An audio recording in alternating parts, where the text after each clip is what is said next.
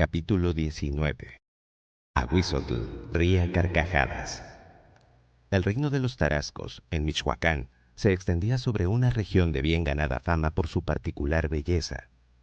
Ríos de cristalinas aguas dotaban a las tierras de aquellos contornos de una increíble fertilidad. Sus bosques poseían una gran diversidad de las más finas maderas, y de sus montañas podía extraerse oro y cobre con relativa facilidad. Hermosos lagos en los que abundaban la pesca y un clima templado y benigno constituían otros tantos atributos de tan privilegiado territorio. Según los relatos contenidos tanto en la tradición azteca como en la de los tarascos o purépechas, ambos pueblos habían partido juntos de Aztlán y unidos realizaron gran parte de su largo peregrinaje en busca de un definitivo asentamiento. Al llegar al lago de Pátzcuaro, se habían separado, continuando los tenochcas hacia el Anáhuac, mientras los purépechas, tras de sojuzgar a los antiguos pobladores de Michoacán, fundaron un reino que muy pronto adquiriría renombre y poderío. Poseedores de un espíritu activo y emprendedor, así como de un carácter altivo y valeroso, los tarascos se dieron a la tarea de ensanchar los límites de sus iniciales dominios, expandiendo las fronteras de estos hacia los 4 puntos cardinales. Los bellos productos elaborados por sus artífices comenzaron muy pronto a llegar hasta los más apartados confines, siendo cada vez más apreciados y mejor cotizados. Tzintzuntzán, la capital del reino tarasco, crecía sin cesar, no solo en cuanto al número de sus habitantes, sino también en lo que hace a la cantidad y esplendor de sus templos y edificios. Plenamente conscientes de que tarde o temprano tendrían que hacer frente a las pretensiones de conquista universal sustentadas por sus antiguos compañeros de viaje, los tarascos se preparaban sin cesar para la inevitable guerra que habría de sostener con los aztecas. Ante el grave conflicto que se avecinaba, Tzitzinpándacuare, el sobrino y valeroso monarca que regía los destinos del pueblo purépecha, contaba con dos inapreciables armas. La primera de ellas era la firme y unificada voluntad de su pueblo, decidido a desaparecer de la faz de la tierra antes que quedar sujeto a un poder extraño. Y la segunda, el genio superior de Zamacoyoacac, militar, cuyo prestigio rebasaba ya los límites de las tierras tarascas. Zamacoyoacac constituía la personalidad más vigorosa y relevante de todo el reino tarasco. Hijo de padre desconocido y de una mujer de muy modesta condición, había sido obsequiado por su madre cuando apenas contaba con 6 años de edad a una pareja de ancianos campesinos, crueles y despóticos, que obligaban al pequeño a desempeñar agotadoras faenas, castigándolo con extremo rigor por la menor falta cometida. A pesar de lo duro de su existencia, nunca se le escuchó proferir una queja ni derramar una lágrima. Al cumplir los 13 años, el adolescente huyó de la casa en que vivía y durante una larga temporada permaneció vagando solitario por entre los montes, aprendiendo a sobrevivir en las más adversas condiciones, defendiéndose de las fieras, de los elementos y de los hombres. Su errante existencia le alejó muy pronto de sus antiguos lares, llevándole hacia apartados lugares. Hábil cazador, aprendió a preservar las pieles de sus presas y a comerciar con ellas cuando se presentaba una ocasión propicia. Una mañana, mientras se encontraba en lo alto de una montaña que dominaba un amplio valle, se desarrolló bajo sus pies, ante su absorta mirada, un inesperado espectáculo. Después de largos preliminares dedicados a realizar complicadas maniobras, 2 ejércitos se enfrascaron en una fiera lucha, obteniendo uno de ellos la victoria en forma rápida y contundente. Al terminar el combate, Zamacoyoacac sabía ya cuál sería el destino que habría de dar a su existencia. Sería guerrero y aprendería el motivo de aquellos extraños desplazamientos de los soldados en el campo de batalla, pues intuía que era de su correcta ejecución donde radicaba en gran medida el éxito o fracaso de un combate. Venciendo su natural propensión al aislamiento, Zamacoyoacac había buscado la forma de establecer relaciones con los integrantes del ejército vencedor. Se trataba de tropas aztecas, empeñadas en la conquista de la región mixteca. El profundo conocimiento que de aquellos territorios poseía el solitario cazador le había valido para ser aceptado como guía del ejército imperial, iniciándose en esta forma para Zamacoyoacac un largo periodo de fructífero aprendizaje, pues al mismo tiempo que desempeñaba los más variados y modestos trabajos al servicio de las tropas tenochcas, guía, porteador, enterrador, Su sagaz inteligencia le iba permitiendo compenetrarse en los secretos de la organización adoptada por los victoriosos ejércitos imperiales, así como en los eficaces métodos de combate que dichos ejércitos utilizaban durante sus incesantes guerras. Una visita a la capital azteca, resultado de su estrecha vinculación con las tropas a las que prestaba sus servicios, no solo proporcionó a Samacoyoacac una clara visión del creciente poderío del imperio azteca, sino que le hizo tomar conciencia del ilimitado afán expansionista que dominaba a los tenochcas y de la grave amenaza que como consecuencia de ello se cernía sobre el reino tarasco. A pesar de lo amargo de su niñez y del largo periodo transcurrido desde que andaba en el suelo natal, Samacoyoacac había mantenido siempre vivo en su interior un sentimiento de profunda devoción hacia su propio pueblo. Así pues, decidió consagrar íntegramente sus energías y los conocimientos que había logrado adquirir en materia militar a la tarea de impedir que el pueblo purépecha fuese sojuzgado por los aztecas. A la primera oportunidad, abandonó su trabajo en el ejército imperial y emprendió el camino de retorno hacia la tierra de sus mayores. Ninguno de sus antiguos jefes prestó la menor atención a la desaparición del adusto y silencioso sirviente. Una vez llegando a tierras tarascas, Samacoyoacac ingresó de inmediato en el ejército, en donde muy pronto comenzó a destacarse por sus relevantes cualidades. Su primera misión de importancia consistió en lograr la pacificación de la frontera norte del reino, asediada continuamente por las incursiones de tribus nómadas, para lo cual llevó a cabo la construcción de una cadena de sólidas fortificaciones que permitían un control permanente de aquellas agrestes regiones, pero no eran los mal coordinados ataques de estas tribus, sino la posibilidad de una invasión azteca, lo que suscitaba la perenne preocupación de Samacoyoacac. Atendiendo a sus ruegos y a su comprobada capacidad, le fue encomendada la jefatura de todas las guarniciones próximas a los territorios dominados por los aztecas. En un tiempo increíblemente corto, el guerrero iba a transformar aquella extensa frontera en un auténtico bastión defensivo. El carácter en extremo reservado de Samacoyoacac no se prestaba mucho a la elocuencia. Con miras a compensar esta deficiencia, estimuló la formación, dentro del ejército, de un grupo de excelentes oradores encargados de predicar día y noche a la población sobre el peligro tenochca y la necesidad de que todos participasen activamente en las obras de defensa. La reacción popular superó muy pronto a las más optimistas predicciones. Trabajando con ánimo incansable, el pueblo desmontó bosques, abrió caminos y edificó cuarteles y fortificaciones en los más diversos lugares. Samacoyoacac se encontraba efectuando un recorrido por el interior del reino, dedicado a reclutar nuevos soldados para engrosar sus fuerzas, cuando llegó hasta él un agotado mensajero enviado por el rey Tzitzipandácuare. Venía a comunicarle que el emperador azteca, al frente de un numeroso ejército, se aproximaba a Michoacán, con la evidente intención de avasallarlo. Junto con el informe referente a la invasión, el mensajero era portador de una real determinación. Aquel que ignoraba el nombre de su padre y fuera despreciado incluso por su propia madre. El de otrora acosado adolescente que viviera escondido entre los montes disputando su comida con las fieras. El antaño ignorado sirviente de las orgullosas tropas imperiales había sido designado comandante en jefe de todas las fuerzas militares existentes en el reino tarasco, encomendándose la difícil misión de hacerle frente a la invasión azteca. En un lugar cercano a los límites donde terminaba la hegemonía imperial y se iniciaban los dominios purépechas, las tropas aztecas detuvieron su avance y se aprestaron para la contienda. Las numerosas patrullas de observación, enviadas para atisbar los movimientos de las tropas enemigas, habían retornado ya tras de sufrir considerables bajas. La estrecha vigilancia que las tropas tarascas ejercían sobre su frontera había dificultado enormemente la labor de las patrullas, obligándolas a librar incesantes encuentros que en ocasiones adquirían el carácter de pequeños combates. Ninguno de los escasos prisioneros que habían sido capturados revelaba temor alguno en su actitud, sino por el contrario, se mantenían orgullosos y desafiantes frente a sus captores.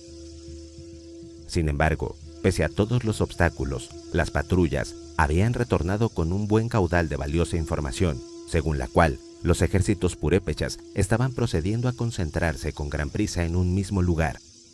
Unas enormes y poderosas fortificaciones recientemente concluidas, ubicadas en un lugar próximo a la frontera, no muy lejano de aquel donde se encontraba acampado el ejército azteca.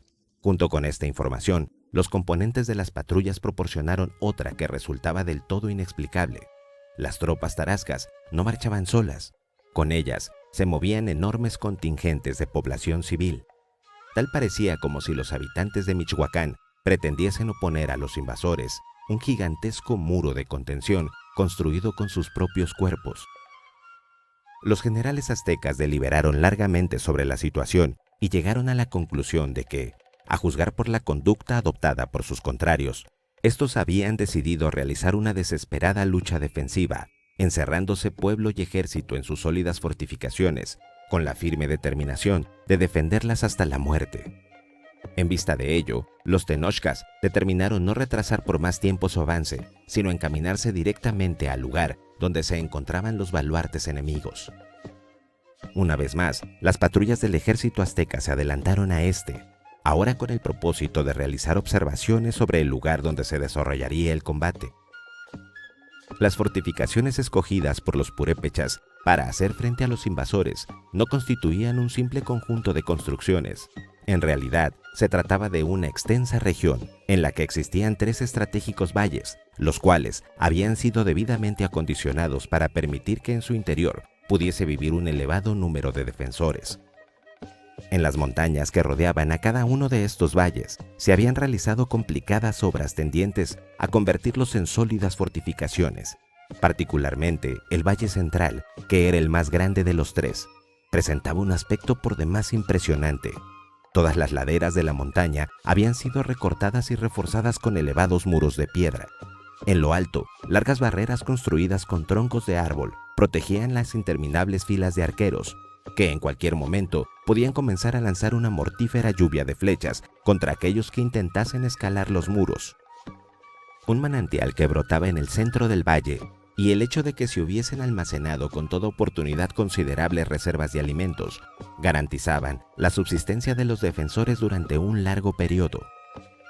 Los tenochcas no tenían ningunos deseos de permanecer meses enteros asediando los baluartes tarascos hasta que sus defensores se rindiesen por hambre. Así pues, y contando con la seguridad de que les daba el saber que no podían ser atacados por la retaguardia, pues sus rivales se encontraban al frente y encerrados en sus propias defensas, decidieron utilizar la totalidad de sus tropas en un ataque demoledor, encaminado a conquistar por asalto las fortificaciones enemigas. Con este objeto procedieron a dividir sus fuerzas en 3 secciones. La primera, bajo el mando directo del emperador, tendría como misión atacar el Valle Central. La segunda, comandada por Teclatzin, se encargaría del asalto al valle situado a la izquierda del ejército azteca. Finalmente, una tercera sección encabezada por Zacuatzin ocuparía los baluartes ubicados en el valle de la derecha. Con objeto de impedir que los purépechas se percatasen anticipadamente de la distribución de las fuerzas que les acometerían, lo que les permitiría ajustar antes del ataque la integración de sus respectivos contingentes en cada uno de los baluartes, los generales aztecas optaron por aprovechar la oscuridad de la noche para efectuar la movilización de sus tropas en dirección a las diferentes fortificaciones enemigas. El valle que contenía los baluartes, situados a la izquierda del campamento azteca, se encontraba bastante retirado de las otras 2 posiciones enemigas, razón por la cual los guerreros bajo el mando de Teclatzin fueron los primeros en movilizarse a través de la negrura de la noche. Le siguieron muy pronto en dirección contraria las tropas que conducía el temerario Zacuatzin, y al poco rato, la sección central y más numerosa del ejército tenochca inició el recorrido del corto trecho que le separaba de las estribaciones del valle donde se encontraba la principal fortificación purépecha. Las tropas aztecas contaban en esta ocasión con un variado arsenal destinado a nulificar las elaboradas obras de defensa a las cuales tendría que hacer frente. Largas escaleras de madera, gruesos rollos de recias cuerdas, diversos instrumentos para socavar los muros enemigos, enormes escudos destinados a proteger tanto a los que laborasen en la destrucción de los diferentes obstáculos como a los que simultáneamente deberían ir venciendo a las tropas contrarias que los ocupaban. Todo había sido cuidadosamente planeado, buscando no dejar nada al azar ni a la improvisación. Después de realizar una última visita de inspección a las tropas del sector central, desplegadas ya en forma de combate, Aguizotl se encaminó al puesto de mando, donde se encontraba el emperador, con objeto de informarle que el ataque podía dar comienzo en el momento en el que éste así lo ordenase. Similares informes habían llegado ya de sectores a cargo de Teclatzin y Zacuatzin. Ahuizotl se disponía a entrar en el improvisado campamento donde se encontraba Axayácatl, cuando se detuvo unos momentos a contemplar la profunda atención de las poderosas fortificaciones que se alzaban ante su vista. Aun cuando tanto por la distancia como por los obstáculos tras de los cuales se guarneciesen los tarascos resultaba imposible lograr una clara visión de los mismos, podía observarse en lo alto de aquellas murallas a muchas miles de pequeñas figuras que de seguro se aprestaban a prestar una resuelta defensa. Era evidente que la batalla que estaba por iniciarse no iba a constituir una fácil victoria para las fuerzas imperiales. Sin embargo, Ahuizotl se sentía un tanto extrañado ante el plan de combate adoptado por los tarascos, pues no era esto lo que se esperaba del genio militar que se atribuía a Zamacoyoacac, al asumir una simple actitud defensiva, encerrándose tras de sus sólidos baluartes. Los purépechas estaban reconociendo que no buscaban vencer a sus oponentes, sino que se contentaban con lograr rechazarlos, y por muy grande que resultase el valor puesto en su defensa, terminarían tarde o temprano por sucumbir ante los bien coordinados ataques del ejército imperial. Además de la extrañeza que le producía la aparente carencia de audacia que revelaba la conducta de sus enemigos, Ahuizotl era presa desde hace varios días de una pertinaz e insólita sensación que le inducía el considerar que de alguna forma ya había vivido una contienda semejante a la que estaba por iniciarse. Súbitamente, mientras contemplaba las bien alineadas filas de los guerreros aztecas listos a entrar en acción, comprendió cuál era la causa de tan singular sentimiento. Lo que en verdad había estado recordando durante todo aquel tiempo sin tener plena conciencia de ello, eran los relatos que gustaban de hacer los ancianos sobre la lucha que en contra de los tecpanecas habían librado largo tiempo atrás los aztecas, en una época en la que él aún no había nacido. Y en realidad existía una marcada semejanza entre los dos conflictos, pues en ambos casos no eran solo dos agrupaciones de tropas antagónicas las que habrían de enfrentarse, sino, por una parte, un pueblo decidido a perecer antes que perder su libertad, y por la otra, un poderoso ejército adiestrado y dirigido profesionalmente. A pesar de la similitud entre aquellas luchas, concluyó Ahuizotl para sus adentros, resultaba muy diferente la conducta adoptada en ambos casos por los dirigentes aztecas y tarascos, pues mientras los primeros habían sabido utilizar la participación de toda la población en un combate donde se buscaba alcanzar la victoria, los segundos conducían a su pueblo al campo de batalla a tomar parte de una desesperada lucha defensiva que podría retardar la derrota pero no impedirla. Desde lo más profundo de su interior afloró una duda en el pensamiento de Ahuizotl. Y si a pesar de lo que todas las apariencias indican, los tarascos no pretendían tan solo resistir hasta lo último, sino vencer al ejército invasor. Ahuizotl observó con reconcentrada atención los baluartes enemigos, tanto los que se elevaban frente a él, a escasa distancia, como los existentes en los valles ubicados a derecha e izquierda. A su mente acudió el relato, tantas veces escuchado, sobre las enormes nubes de polvo con que la población azteca no combatiente había logrado confundir a los tecpanecas durante el transcurso del encuentro decisivo entre ambos contendientes. Una fugaz pero profunda intuición sacudió su conciencia, haciéndole captar el paralelismo existente entre las legendarias nubes de polvo y las fortificaciones que se alzaban ante su vista. Y entonces, una estruendosa carcajada, a un mismo tiempo hueca y sonora, brotó de sus labios estremeciendo el aire y paralizando el estupor a todos cuantos se encontraban próximos al guerrero. Sorprendidos por la sonoridad de aquella risa extraña y singular, el emperador y los militares que le acompañaban salieron presurosos del campamento, justo a tiempo para presenciar el inusitado espectáculo que ofrecía la personalidad tenida como la más austera e impasible del imperio, profiriendo, sin motivo aparente, resonantes carcajadas. Tal y como las iniciara, Ahuizotl concluyó bruscamente las manifestaciones de hilaridad, recuperando de inmediato su tradicional e inescrutable apariencia. Después, ante el creciente asombro de los presentes, solicitó al emperador que abandonase el campo de batalla y le delegase cuanto antes el mando supremo del ejército. Al comprender que los que lo escuchaban comenzaban a creer que había perdido repentinamente el juicio, Ahuizotl rompió una vara de arbusto y al mismo tiempo que dibujaba con ella sobre la tierra un plano de la región donde se encontraban, fue enunciando la más sorprendente aseveración. Los baluartes purépechas afirmó con sereno acento. Eran tan solo un engaño, destinado a lograr que los aztecas dividiesen sus fuerzas. La enorme fortificación que tenían enfrente no debía estar defendida por soldados, sino al sumo ocupada por el puesto de mando y algunas tropas de reserva. Las figuras que en ella se veían debían de ser ancianos, mujeres y niños. El ejército enemigo, dividido en dos partes, aguardaba tras los valles situados a la derecha e izquierda, pero no lo hacían en posición de defensa, sino dispuestos al ataque. En esta forma, a pesar de que ambos adversarios poseían un número de tropas más o menos análogo, la disposición de las mismas favorecía marcadamente a los tarascos, pues estos contarían en cada una de las fases del combate con una considerable superioridad numérica que les permitiría proceder, en primer término, a la destrucción de las alas del ejército azteca y posteriormente al aniquilamiento del cuerpo central de dicho ejército. La batalla, por tanto, estaba perdida para los tenochcas aún antes de haberse iniciado.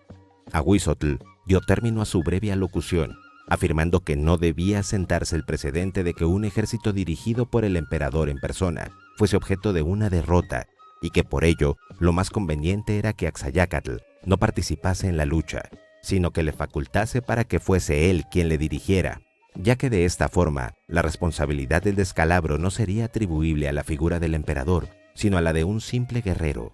El peculiar atributo de Ahuizotl, que le llevaba a responsabilizarse de todo cuanto ocurría en su derredor, se ponía una vez más de manifiesto en aquellas dramáticas circunstancias.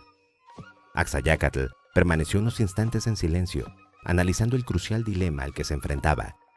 Aun cuando comprendía muy bien la necesidad de mantener incólume el prestigio de invencibilidad que caracterizaba hasta entonces a la figura del emperador, consideraba que abandonar en aquellas circunstancias el campo de batalla constituiría una denigrante cobardía. Apremiado por la urgencia de la situación, el monarca adoptó la determinación que consideró más conveniente. Cedería el mando del ejército a Ahuizotl, y una guardia de honor llevaría al lugar seguro las insignias imperiales, pero él, convertido tan solo en un combatiente más, participaría en la lucha.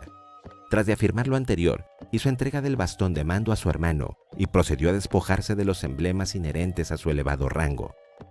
Ahuizotl asumió de inmediato las funciones de comandante en jefe. Primeramente, procedió a integrar la pequeña escolta que tendría a su cargo la custodia de las divisas imperiales, ordenándole que se alejase cuanto antes del campo de batalla. Acto seguido, el guerrero explicó a sus lugartenientes el plan que había ideado para tratar de impedir la destrucción del ejército bajo su mando. Se intentaría efectuar una retirada, para lo cual se requería que las dos alas del ejército tenochca, que en esos momentos se encontraban bastante alejadas de su cuerpo central, se incorporasen a este lo antes posible. A pesar de que el plan de acción que tan vertiginosamente concebiera Ahuizotl era bastante riesgoso, pues dependía de lograr en plena retirada una perfecta coordinación de las tres secciones del ejército azteca. Los oficiales tenochcas estimaron que contaba con bastantes posibilidades de realización. Desde el pequeño promontorio rocoso que le servía de atalaya, Teclatzin observó la figura del mensajero que, procedente del puesto de mando del emperador, se aproximaba con rápida y rítmica carrera. La tardanza en la recepción de la orden para dar comienzo al ataque tenía ya preocupado al hijo adoptivo de Citlalmina, pero ahora, al contemplar al mensajero que llegaba ante él portando las instrucciones imperiales en una enrollada hoja de papel de amate, Teclatzin respiró aliviado. Firmemente, convencido de que aquellas instrucciones contenían tan solo la indicación de proceder cuanto antes al asalto de los baluartes purépechas, cuya ocupación le había sido asignada. Los mensajeros del ejército azteca no eran simples transmisores de papeles conteniendo dibujos en clave sobre la forma de efectuar determinadas maniobras en el campo de batalla. En virtud de un riguroso y prolongado adiestramiento, estaban capacitados para completar dichos dibujos con adecuadas explicaciones orales. En esta ocasión, el mensajero tenochca era portador de las noticias y órdenes más graves e inusitadas que se tenía memoria en toda la historia del ejército azteca. Al escuchar la narración de lo ocurrido en el campamento del emperador y al enterarse de que le correspondería a él la poco honrosa distinción de ser el primer general azteca que daría una orden de retirada en una batalla, Teclatzin sintió por unos instantes que el universo entero se desplomaba sobre su persona. Un sordo sentimiento de rebeldía surgió en el interior del forjador de caballeros tigres al conocer el plan trazado por Ahuizotl. ¿por qué se le ordenaba a él y no a Zacahuatzin iniciar una retirada? Las tropas de este se encontraban mucho más próximas a las del sector central y le resultaría por ello relativamente fácil ejecutar la maniobra de incorporarse al mismo. En cambio, las suyas se hallaban muy alejadas del resto del ejército y le sería muy difícil efectuar el movimiento de retorno que se esperaba de ellas. Conteniendo a duras penas la cólera y el desconcierto que le dominaban, Teclatzin dirigió una airada mirada en dirección al distante lugar donde se encontraba el puesto de mando del ejército Tenochca.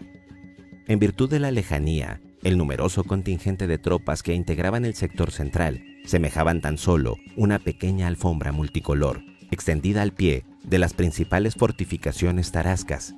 Mientras contemplaba el sitio donde se encontraba el puesto de mando de las fuerzas imperiales, una radical transformación se fue operando en el ánimo de Teclatzin. Como si en alguna forma su agitado espíritu hubiese logrado establecer contacto con el pensamiento de Ahuizotl, comprendió de pronto los motivos que le habían guiado a este a dictar sus órdenes. En aquellos trascendentales momentos, cuando estaba en juego la existencia misma del ejército azteca, su antiguo discípulo, el guerrero que con fortaleza de inamovible roca había asumido la responsabilidad de conducir una batalla perdida de antemano, depositaba en él la confianza para llevar a cabo la parte más difícil de la única maniobra salvadora que podía efectuarse en tan adversas circunstancias. No se trataba, por tanto, de una misión que entrañase deshonor alguno, sino de la más honrosa distinción que le fuera jamás conferida. Dando media vuelta, Teclatzin ordenó al mensajero que retornase de inmediato al cuartel central e informase a Ahuizotl que podía tener la plena seguridad de que cuando el sol estuviese en lo más alto del cielo, el ala izquierda del ejército azteca habría terminado ya su retirada y se encontraría en el lugar señalado para efectuar la reunificación de las tropas.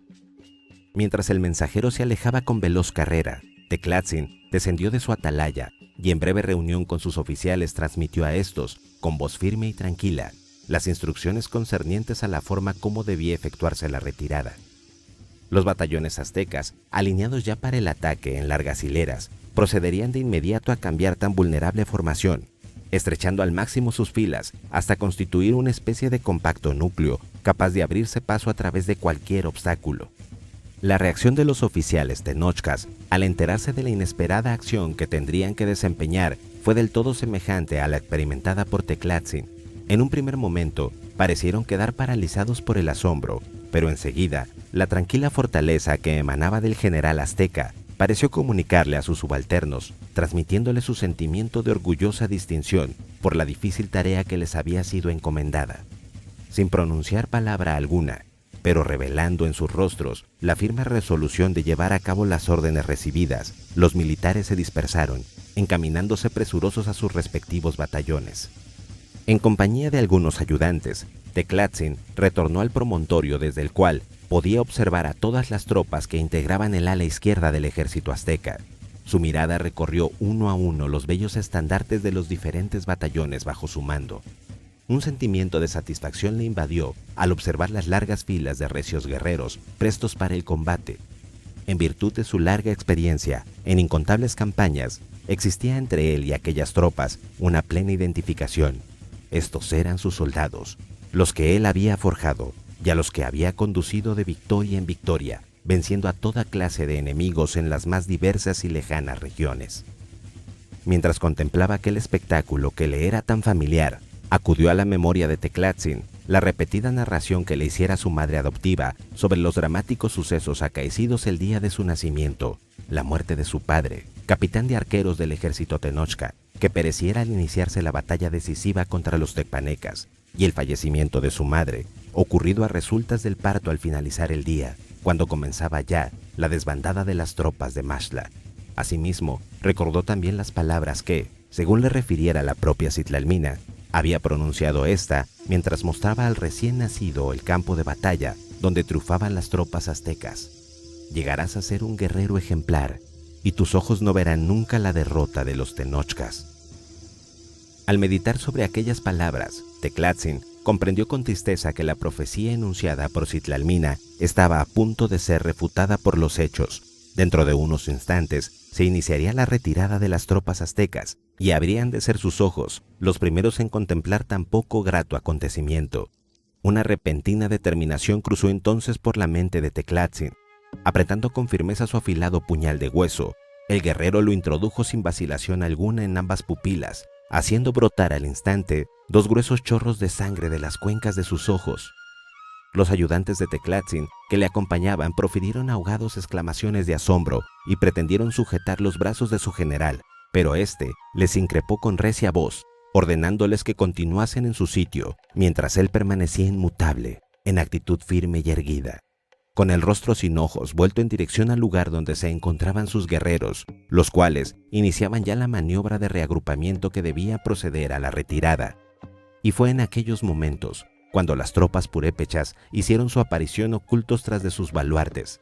Los tarascos habían aguardado impacientes el ataque de los aztecas, estimando que su propio contraataque resultaría mucho más efectivo si se producía simultáneamente al asalto enemigo. Pero al no ocurrir este, y al percatarse de que los tenochcas comenzaban a cerrar sus filas para adoptar una formación defensiva, decidieron no esperar más y se lanzaron al encuentro de sus contrarios. La acometida tarasca constituyó una especie de impetuosa avalancha que, proviniendo de lo alto del valle, se desbordaba sobre la llanura. Los rostros de los guerreros purépechas eran la imagen misma de la fiereza, y en cada uno de sus apretados rasgos se ponía de manifiesto la firme decisión que les animaba. Resultaba evidente que el prestigio de invencibilidad del que gozaban las tropas imperiales no producía en ellos el menor síntoma de temor o respeto. A todo lo largo del espacio ocupado por las tropas tenochcas se inició un combate mortífero y despiadado. Superadas considerablemente en número, las extendidas filas de soldados aztecas estuvieron en múltiples ocasiones a punto de ser perforadas por todos lados, lo que habría provocado su inmediato y completo aniquilamiento al quedar reducidas a pequeños grupos aislados. Sin embargo, en todos los casos, una reacción desesperada de último momento permitió volver a cerrar las amenazantes brechas, y en esta forma, las bambaleantes líneas tenochcas lograron continuar actuando en forma coordinada, al mismo tiempo que combatían por doquier rechazando los incesantes ataques de sus adversarios. Los aztecas proseguían llevando a cabo, en forma lenta pero ininterrumpida, la maniobra tendiente a estrechar sus filas. Durante el desarrollo de la operación, que tenía por objeto convertirse en un sólido conjunto defensivo, la cercana presencia de Teclatzin constituyó para las tropas imperiales un factor insustituible y determinante. La serena e indomable energía que emanaba del comandante azteca parecía comunicar de continuo un renovado aliento a sus soldados, reanimando sus desfallecidas fuerzas e impulsándoles a proseguir la lucha con creciente denuedo. Los guerreros aztecas ignoraban que aun cuando ellos podían observar a la altiva figura de Teclatzin dominando el campo de batalla desde la pequeña protuberancia donde se encontraba, a este le resultaba ya imposible contemplar la feroz contienda que se libraba en torno suyo, pues sus ojos eran tan solo 2 sanguinolentas hendiduras en su noble semblante. Una vez concluido el reagrupamiento, los aztecas iniciaron de inmediato la retirada. Comprendiendo que sus acosados rivales intentaban la escapatoria, los tarascos redoblaron el ímpetu de sus ataques, tratando a toda costa de impedir que los tenochcas llevasen a cabo su propósito. Pero el momento crucial del combate para las fuerzas de Teclatzin ya había pasado, transformadas ahora en un compacto organismo al que difícilmente podían escindirse. Las tropas aztecas avanzaban lentamente, buscando alejarse de la trampa aniquiladora en la que se encontraban. El impacto de varias saetas clavándose sobre su ajustada armadura de algodón indicó a Teclatzin la cercana proximidad del enemigo. Los ayudantes que le acompañaban corroboraron lo asentado por los proyectiles. Tan solo los integrantes de la retaguardia tenochca permanecían aún en aquel sitio. La ocupación del mismo por las tropas purépechas se produciría en cualquier momento. Apoyado en los hombros de sus asistentes, Teclatzin descendió por su propio pie del promontorio, y en medio de una creciente lluvia de flechas, las últimas tropas aztecas que restaban por retirarse se constituyeron de inmediato en la segunda escolta de su comandante. Al percatarse de la ceguera de Teclatzin, una profunda tristeza se reflejó en los rostros de los soldados que lo custodiaban. Uno de ellos, con voz quebrada de la emoción, comenzó a vitorarle con entristecidos y afectuosos acentos, siendo secundado al instante por sus compañeros. Atendiendo a las instrucciones de sus oficiales, los batallones purépechas suspendieron en un determinado momento la persecución de sus rivales. Después, tras de una pronta reorganización de sus filas, iniciaron un largo rodeo que evidenciaba su propósito de quedar situados a espaldas del sector central del ejército azteca. Por su parte, las tropas al mando de Teclatzin prosiguieron su retirada encaminándose hacia el sitio que les fuera fijado por Aguizotl. El audaz Acuatzin, comandante del ala derecha del ejército azteca, aguardaba impaciente la llegada de la orden de ataque en contra de las fortificaciones enemigas. Aquel combate representaba para él la posibilidad de añadir un nuevo importante galardón a su meteórica carrera militar, confirmando con ello su recién adquirido prestigio de máximo estratega del imperio. Las perspectivas futuras del joven general le eran del todo favorables, lo que le hacía suponer que quizás en un tiempo no lejano llegaría a formar parte del selecto grupo de personas que integraban el Consejo Imperial. La llegada de un mensajero proveniente del puesto de mando interrumpió las cabildaciones de Zacuatzin en torno a su prometedor futuro. El enviado de Aguizotl era portador de órdenes del todo inesperadas. No solo se cancelaba el proyecto de ataque, sino que debía realizarse una inmediata retirada. El asombro inicial de Zacuatzin fue pronto sustituido por una incontrolable ira. Con voz airada, el guerrero comenzó a expresar su total desacuerdo con el mandato recibido y terminó negándose a cumplir la orden de retirada, a no ser que ésta fuese confirmada en forma expresa por el propio emperador. Al mismo tiempo que el mensajero emprendía a toda prisa el camino de regreso al cuartel central, una violenta discusión tenía lugar en el campamento de Zacuatzin.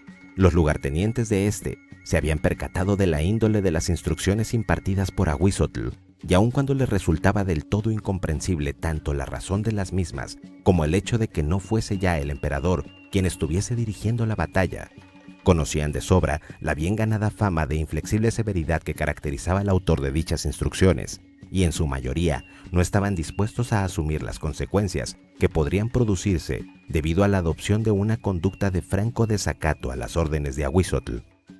Enfurecido ante la actitud de sus oficiales, Zacuatzin acusó a estos de cobardía y anunció que no esperaría ni un instante más para dar comienzo al esperado ataque, sino que, secundado por todos aquellos que quisieran seguirle, se lanzaría de inmediato al asalto de las posiciones enemigas. Dando por terminada la reunión de los oficiales, se dirigieron a sus correspondientes batallones e iniciaron la movilización de estos en una doble y contradictoria maniobra. Los escasos capitanes adictos a Zacuatzin marcharon hacia adelante seguidos por sus tropas, mientras la mayor parte de las fuerzas iniciaban una retirada en medio del gran desorden, pues no había nadie que estuviese a cargo de coordinar adecuadamente esta acción. Recién daba comienzo el ataque que encabezaba Zacuatzin cuando sobrevino el contraataque tarasco. Descendiendo por incontables lugares desde la parte superior del fortificado valle, la acometida de los guerreros purépechas adquirió desde el primer momento la fuerza irresistible de un huracán devastador. De nada valió la innegable y desesperada valentía con que Zacuatzin y sus hombres intentaron hacerles frente. Muy pronto se vieron envueltos y arrollados por la aplastante superioridad numérica de sus contrarios. Ciego de ira e impotencia, Zacuatzin se lanzó en medio de sus rivales buscando abiertamente la muerte. Su deseo no tardó en verse cumplido. Un círculo implacable de guerreros tarascos se cerró sobre su persona, convirtiéndolo en pocos instantes en una masa informe e irreconocible. Sin pérdida de tiempo, los purépechas se lanzaron en persecución de las tropas aztecas que se retiraban, les dieron alcance y se trabó de nueva cuenta el combate. Carentes de una dirección que organizase el repliegue, los batallones aztecas marchaban separadamente. Al sobrevenir el ataque, varios oficiales intentaron efectuar un reagrupamiento que permitiese presentar una mejor defensa, pero ya era tarde para lograrlo. Las tropas tarascas se introducían por todos los espacios que separaban a los batallones tenochcas, aislándolos y condenándolos a un seguro aniquilamiento. La lucha entre ambos contendientes fue rápida y despiadada. Aún a sabiendas de lo inevitable de su derrota, los tenochcas se defendieron con feroz determinación intentando causar el mayor daño posible a sus contrarios.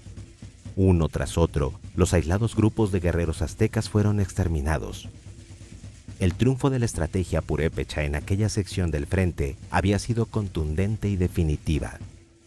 Al escuchar el informe del mensajero sobre la negativa de Zacuatzin a ejecutar la orden de retirada, Aguizotl comprendió que todos sus planes para salvar el ejército azteca de la trampa en que se encontraba amenazaban con venirse abajo.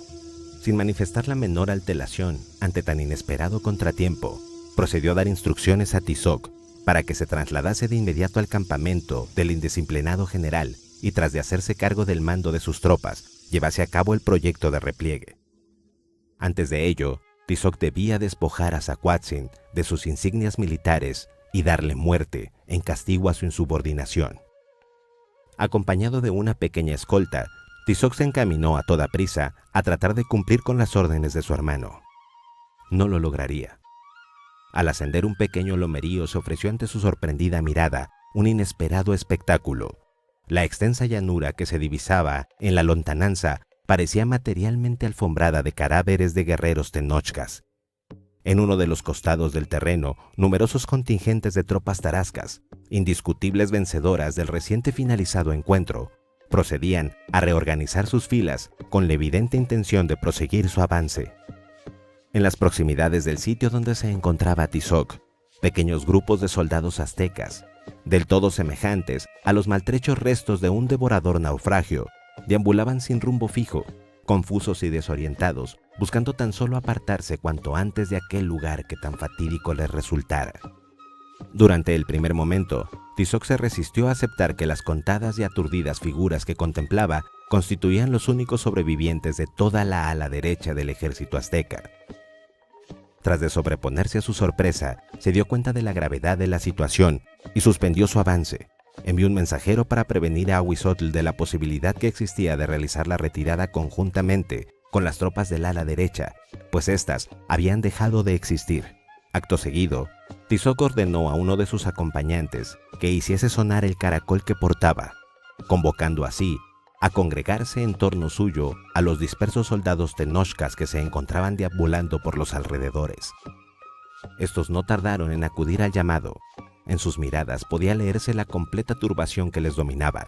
Resultaba evidente que sus cerebros aún no terminaban de admitir la realidad de lo ocurrido. Trascendido ya el inicial asombro, Tizoc recuperó prontamente su cotidiana personalidad, vivaz y burlona, y comenzó a expresarse con frases llenas de humor sobre la estropea apariencia que presentaban los soldados que iban llegando, comparando a estos con asustados conejos que huían de voraces coyotes. La innegable presencia de ánimo que revelaba el humorista de Tizoc produjo una pronta y favorable reacción en el abatido espíritu de los vencidos. Recobrando su proverbial marcialidad y gallardía, los guerreros se alinearon en bien ordenada formación y marcharon con rítmico andar.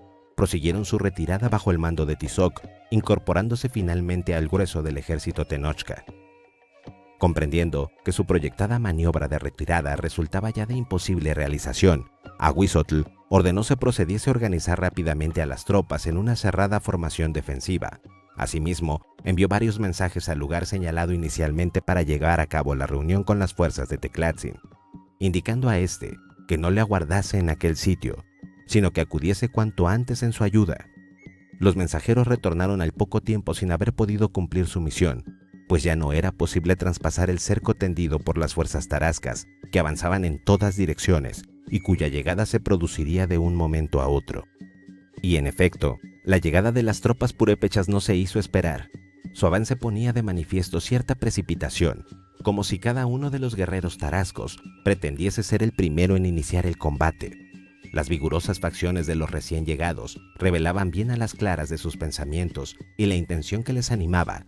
Sabían que el desarrollo de la batalla les era favorable y estaban resueltos a coronar su esfuerzo con el total aniquilamiento de sus contrarios. Ahuizotl observó con fría e impasible mirada la llegada de una avalancha purépecha. Volviéndose hacia los oficiales que le rodeaban, levantó en alto su afilado macahuitl y pronunció con fuerte voz una sola palabra: Tlacaelel. Repetido primeramente por los oficiales próximos al comandante azteca y acto seguido por sus sucesivas filas de guerreros, el nombre del Cihuacóatl imperial se extendió en ondas vibratorias por todo el ejército tenochca. Confluyendo y entremezclándose, la pronunciación y los ecos de aquella palabra se unificaron estremeciendo el aire con su acento: Tlacaelel. La evocación de la figura del azteca entre los aztecas, junto en el momento que acontecía el choque decisivo de ambos ejércitos, obedecía a un deliberado propósito por parte de Ahuizotl: delimitar con precisa exactitud la verdadera trascendencia que tenía aquella batalla, e impedir que los guerreros tenochcas pudiesen ser afectados en su capacidad combativa por una exagerada valoración de las posibles consecuencias de aquel encuentro, en el cual tal vez todos pereciesen y el emperador resultase muerto o capturado. Pero todo esto no tenía en realidad una auténtica importancia, ya que no constituía en modo alguno una amenaza ni a la supervivencia del imperio, ni mucho menos a la continuidad de los fines para los cuales éste había sido creado. Pues allá en la capital azteca, el forjador y auténtico guía de la grandeza Tenochca sabría de seguro encontrar los medios adecuados para lograr que el pueblo del sol superase el contratiempo sufrido y continuase adelante en su ascenso de marcha. El forjador y auténtico guía de la grandeza Tenochca sabría de seguro encontrar los medios adecuados para lograr que el pueblo del sol superase el contratiempo sufrido y continuase adelante en su ascendente marcha. No quedaba, por tanto, sino que en esos momentos cada guerrero olvidase cualquier otra preocupación que no fuese la de concentrar toda su atención y energía en el combate que se avecinaba. La furiosa arremetida de las tropas tarascas hizo estremecer al ejército azteca y estuvo a punto de lograr su desorganización, pero la cerrada formación de las filas tenochcas les permitió absorber el impacto y permanecer aferradas al terreno. El encuentro adquirió desde el primer momento un inusitado frenesí que tenía algo de anormal y sobrehumano, como si ambos contendientes se encontrasen poseídos de una poderosa energía que les permitía destruirse con asombrosa rapidez y eficacia. Batallones enteros quedaban fuera de combate en un abrir y cerrar de ojos. Nadie cedía un paso, prefiriendo en todo caso quedar muerto en el mismo sitio donde se combatía. Como era siempre su costumbre, Ahuizotl y Tizoc luchaban uno al lado del otro, coordinando sus movimientos con tan perfecta precisión que más bien parecían un solo guerrero dotado de miembros duplicados.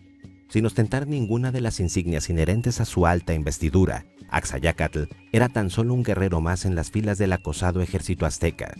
Una especie de afán suicida parecía dominarle, impulsándole al estilo de lucha en extremo riesgoso, como si deliberadamente pretendiese perder la vida en medio de aquel mortífero combate. La valentía y arrojo con que luchaban los guerreros tenochcas y tarascos era del todo semejantes, y de ello se derivaba la falsa impresión de que aquel encuentro solo concluiría hasta que los dos ejércitos se hubiesen mutuamente aniquilado. Pero ello no era así, pues merced a la estrategia puesta en práctica por Zamacoyoacac, sus tropas contaban ahora con una considerable superioridad numérica, y en forma lenta, pero segura, dicha ventaja iba inclinando poco a poco la victoria en su favor. Sin posibilidad alguna de romper el cerco por sus propias fuerzas, la destrucción del ejército azteca era tan solo cuestión de tiempo, y así lo comprendían sus integrantes, que si bien proseguían combatiendo con inquebrantable ahínco, no vislumbraban ya esperanza alguna de salvación. Existía, sin embargo, una persona que, a pesar de hallarse sumida en la más completa negrura como resultado de la reciente pérdida de sus ojos, continuaba poseyendo en su mente una clara visión de todas las posibles perspectivas sobre las cuales podía desarrollarse la batalla.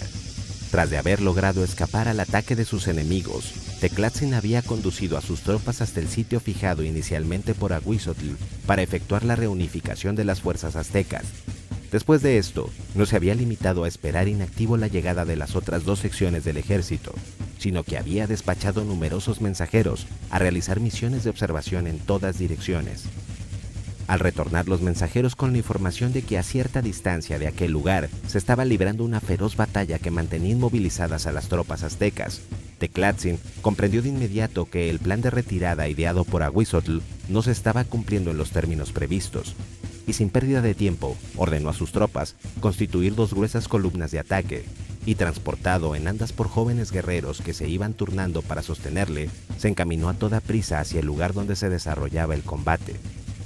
Muy pronto el fragor de la batalla llegó hasta los oídos de Teclatzin, indicándole la proximidad del sitio donde tenía lugar el encuentro. El guerrero comprendió la necesidad de hacer saber a las tropas situadas su presencia, evitando así el posible desaliento que podía generarse en ellas al suponer, en medio de la confusión reinante, que llegaban nuevas fuerzas del ejército enemigo. Apoyándose en los hombros de quienes lo conducían, el guerrero azteca alzó su cuerpo al tiempo que exclamaba con toda fuerza de sus pulmones: «Citlalnina». El nombre de la madre adoptiva de Teclatzin fue de inmediato coreado por incontables voces, inundando el campo de batalla con su musical acento: «Citlalnina». Las sitiadas tropas tenochcas, que a duras penas continuaban sosteniendo el embate tarasco, escucharon gratamente sorprendidas la incesante repetición del nombre de la legendaria heroína azteca y pronunciaron a su vez, con desesperado afán, su propio grito de guerra: Tlacaelel. Dominando el estruendo que producía el estremecedor chocar de escudos y macahuime, de silbar de flechas y gemidos de heridos, la enunciación de los nombres de las dos personalidades más famosas del mundo azteca, fundiéndose en una sola y prolongada palabra, parecían imprimir todo un vibrante ritmo al espacio donde se libraba la contienda. Tlacaelel. Citlalmina. Las columnas mandadas por Teclatzin se arrojaron contra las tropas purépechas con la evidente intención de abrir una especie de estrecho corredor que permitiese la salida de sus cercados compañeros. Por su parte, los guerreros tarascos se aprestaron con determinación a frustrar los propósitos de sus rivales. Desde lo alto de la principal fortaleza purépecha, Tzitzipandácuare, rey de Michoacán, y Zamacoyoacac, comandante en jefe de los ejércitos tarascos, habían permanecido observando con reconcentrada atención el desarrollo de la batalla. En varias ocasiones, Tzitzipandácuare había tenido que dirigir la palabra a la numerosa y excitada población civil ahí reunida, tanto para recomendarle que se mantuviesen en calma y confiadas con el triunfo de su causa, como para oponerse rotundamente a las peticiones de mujeres, ancianos y niños que deseaban descender de la llanura a tomar parte en el combate.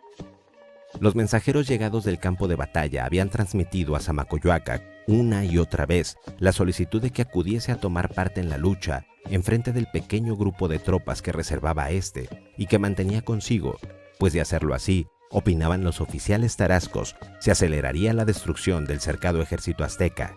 Sin embargo, el taciturno general purépecha no había accedido aún a la petición de sus subalternos, estimando que la intervención de tan escasa fuerza no alteraría en nada el curso del encuentro y, en cambio, le privaría de toda posibilidad de hacer frente a cualquier eventualidad que pudiese presentarse.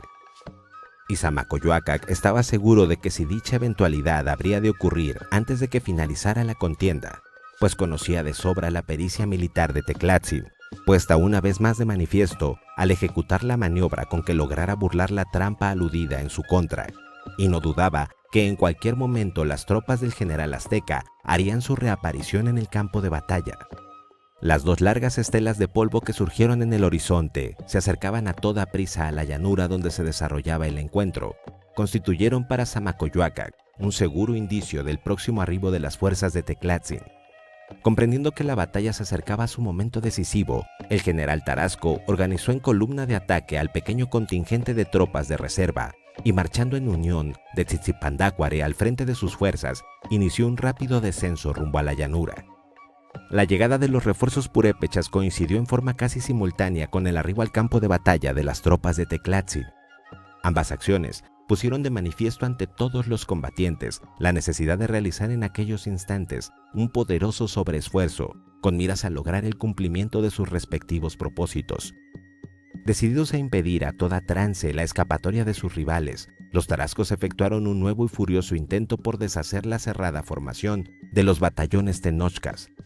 Los aztecas, por su parte, al percatarse que se presentaban ante ellos una esperanza de salvación, sacaron fuerzas de su agotamiento y al mismo tiempo que proseguían luchando para impedir la ruptura de sus cuadros, intentaron un desesperado contraataque justo en el lugar por donde arremetían las tropas de Teclatzin, deseando llevar a cabo un acto que produjese la consternación en sus rivales y terminase por ocasionar la anhelada y al parecer ya inminente desorganización de sus filas.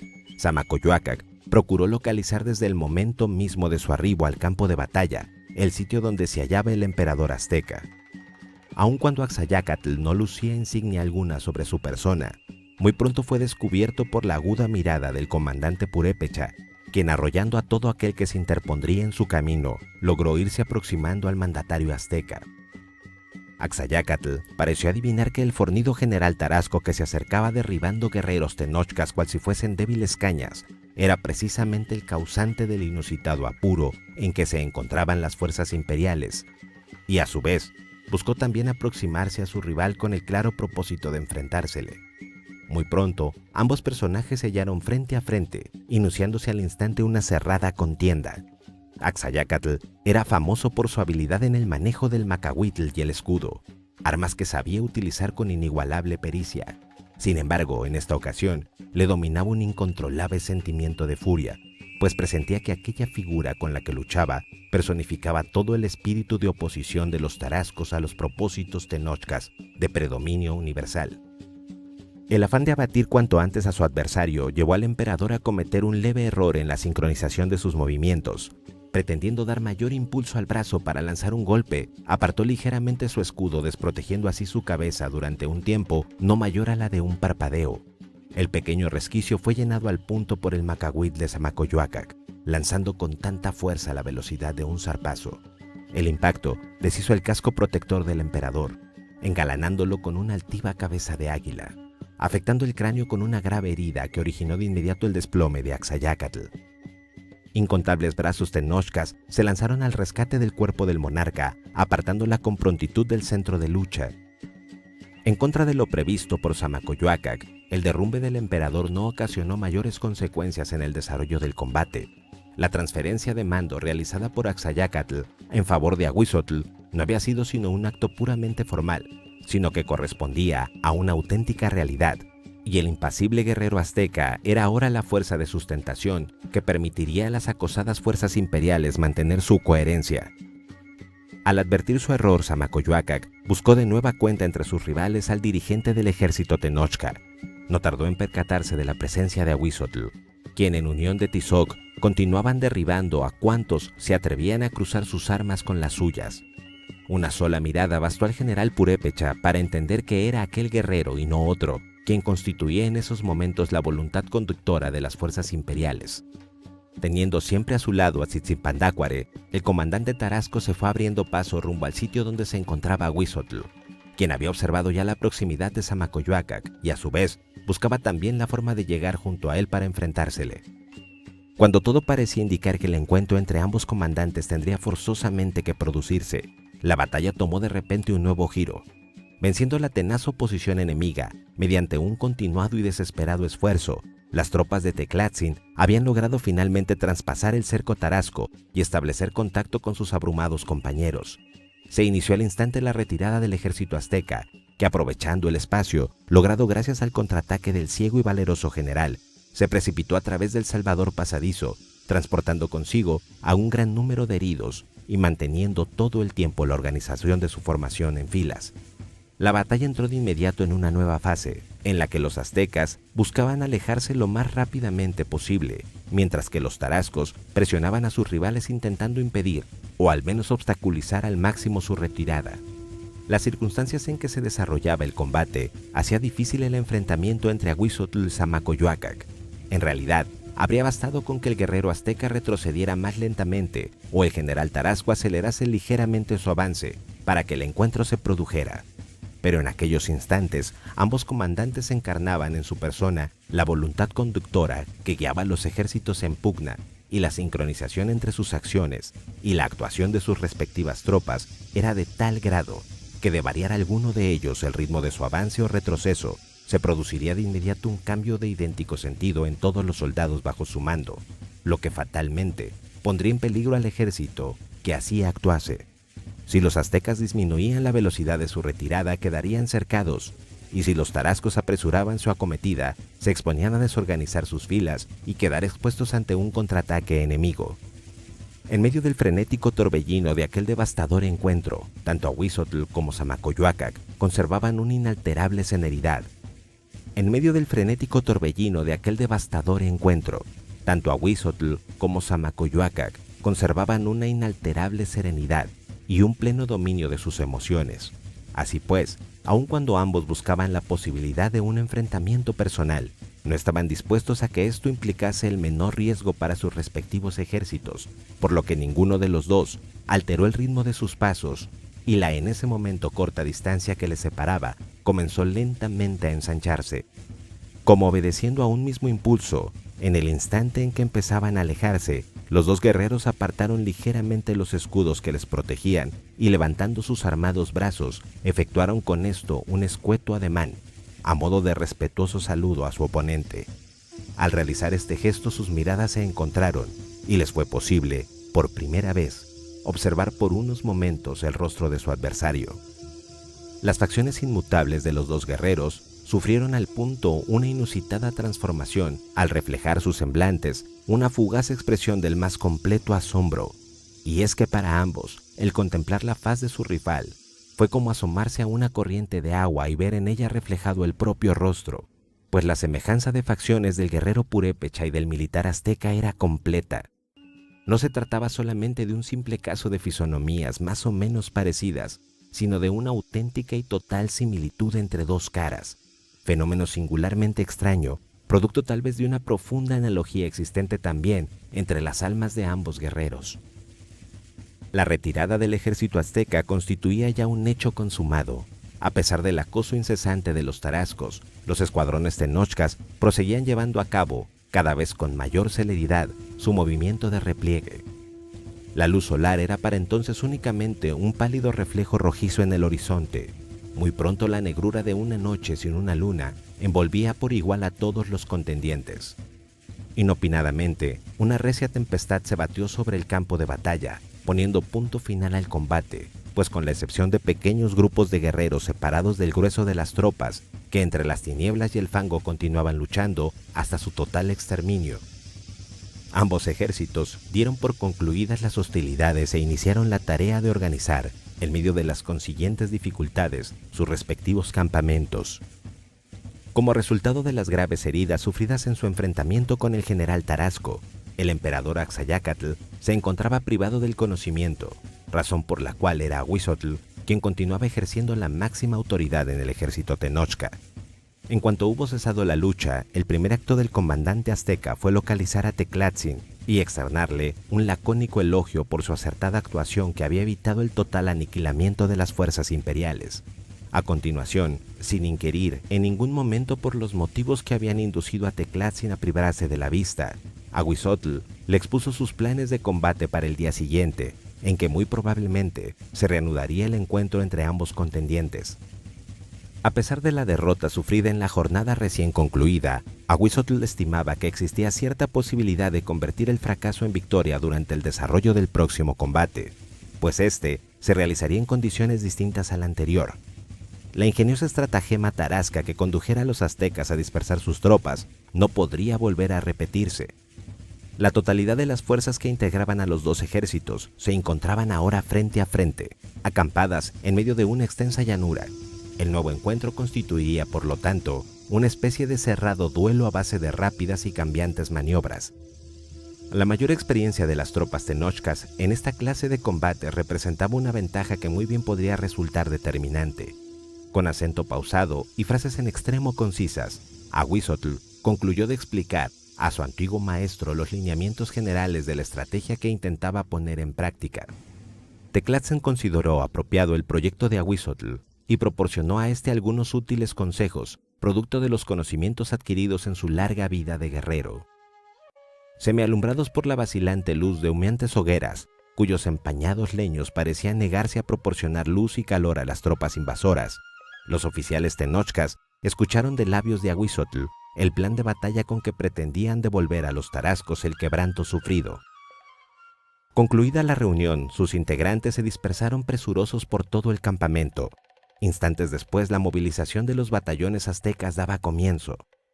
No fue sino hasta que todo el ejército quedó situado en la posición que se estimaba más conveniente para el comienzo de una nueva batalla, cuando se autorizó proporcionar un breve descanso a las tropas.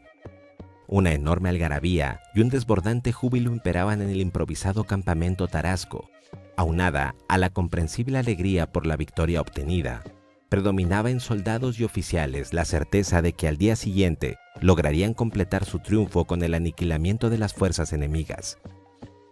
En estas condiciones, la opinión de Zamacoyuacac, externada en la junta de oficiales convocada por el rey Tzitzipandácuare en cuanto hubo terminado el combate, constituyó para todos una inesperada y desagradable sorpresa.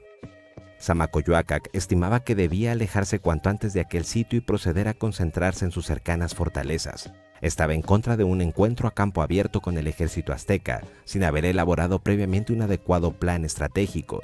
pues de lo contrario, afirmaba que la mayor experiencia de las tropas tenochcas en un encuentro de esta índole les permitiría improvisar más rápidamente sus acciones y realizar una batalla con grandes posibilidades de éxito. La proposición de Zamacoyoacac de adoptar una posición defensiva fue motivo de las más airadas protestas por parte de los generales tarascos, firmemente convencidos de que solo bastaba un último esfuerzo para lograr el exterminio del ejército enemigo. Al insistir el comandante purépecha en sus puntos de vista, varios de sus subalternos se dejaron llevar por la cólera y, haciendo a un lado los argumentos, comenzaron a insultarle, acusándolo de cobardía. Uno de ellos, empuñando con fiereza un largo cuchillo de obsidiana, se lanzó en su contra con la evidente intención de asesinarle. Zamacoyoacac esquivó con ágil movimiento la cuchilla y de un solo golpe dejó tendido e inconsciente a su atacante.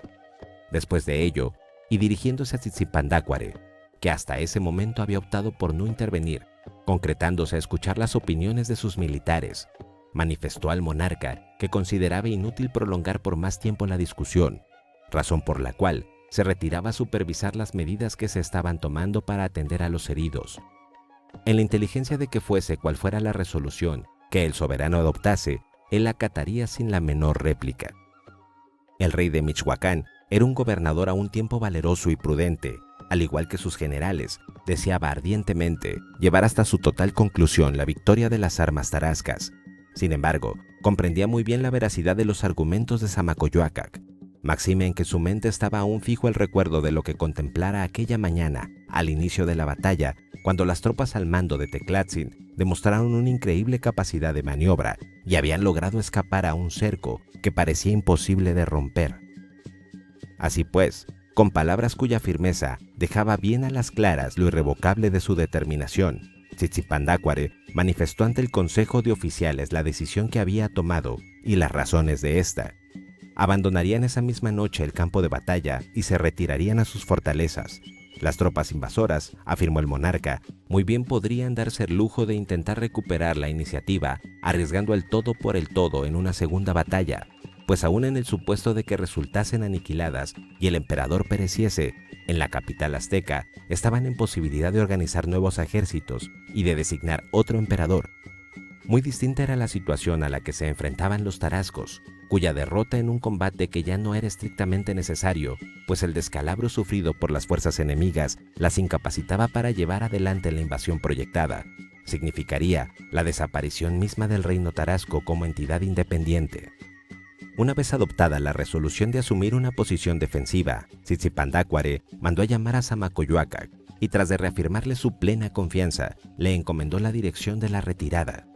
Sin pérdida de tiempo, el comandante tarasco comenzó a impartir las órdenes necesarias para llevar a cabo el repliegue, disponiendo, asimismo, la forma en que las tropas debían quedar distribuidas entre los distintos baluartes. Finalmente, dio instrucciones para que los numerosos contingentes de la población civil, que habían descendido de las fortalezas a colaborar en diferentes labores, transporte de víveres y armas, asistencia a los heridos, retiro de cadáveres, etc., se dieran a la tarea de recoger del campo de batalla todo el equipo abandonado por los aztecas durante su precipitada retirada, pues en gran parte ese equipo consistía en los implementos que los tenochcas pensaban utilizar en su asedio a las fortificaciones purépechas. Las órdenes de Zamacoyoacac comenzaron a ser ejecutadas con gran celeridad y muy pronto contingentes cada vez más numerosos de tropas tarascas se encaminaban ordenadamente, en medio de la penumbra de la noche, en dirección a los baluartes cuya defensa les había sido encomendada. La noticia referente a la frustrada agresión perpetrada en contra de Zamacoyoacac por uno de sus propios oficiales, así como la diferencia de pareceres surgida entre aquel y sus subalternos, se difundió rápidamente entre los integrantes de la población purépecha presente en las proximidades del campo de batalla. De inmediato, la población civil dio a conocer cuál era su unificada opinión al respecto. Vítores incesantes y entusiastas en favor del general Tarasco, proferidas por gente del pueblo, comenzaron a dejarse oír por doquier. Cuando ya cerca del amanecer y al frente del último grupo de tropas, Zamacoyoacac hizo su arribo a la más importante de las fortificaciones, le aguardaba el espontáneo homenaje de la innumerable población ahí congregada, que de múltiples maneras deseaba testimoniar su gratitud al general estratega que había sabido engañar y derrotar a un ejército tenido hasta entonces como invencible, preservando así la existencia del reino tarasco. Zamacoyoacac permaneció tan impasible ante el emocionado homenaje de su pueblo como antes lo había estado frente a los insultos de sus oficiales. La luz del nuevo día iluminó un maltrecho ejército azteca, alineado en formación de combate, en medio de una solitaria llanura. Sin ningún rival al frente con quien llevar a cabo la proyectada batalla, a lo lejos en los elevados valles donde se asentaban los baluartes purépechas, las sólidas defensas enemigas lucían más inexpugnables que nunca. En una breve reunión en la que participaron todos los oficiales tenochcas, Ahuizotl expuso con frío realismo la situación en la que se encontraban. Tras las cuantiosas bajas sufridas en la batalla del día anterior y desprovistas de sus implementos de asedio, las tropas aztecas no contaban con la menor probabilidad de éxito en caso de que se intentara tomar por asalto las fortificaciones enemigas. No quedaba, por tanto, sino aceptar el fracaso padecido ante aquella campaña e iniciar cuanto antes el camino de retorno. Mientras las fuerzas imperiales levantaban el campo y con ánimo dolorido se preparaban para el largo viaje de regreso, un selecto número de mensajeros se encaminaban con veloz andar rumbo a la capital azteca, atendiendo a las expresas instrucciones impartidas por Ahuizotl. Los mensajeros no debían relatar a nadie lo acontecido en tierras tarascas, manteniendo en secreto la noticia de la derrota sufrida por el ejército azteca, hasta el momento en que se hallaran a solas frente a Tlacaelel.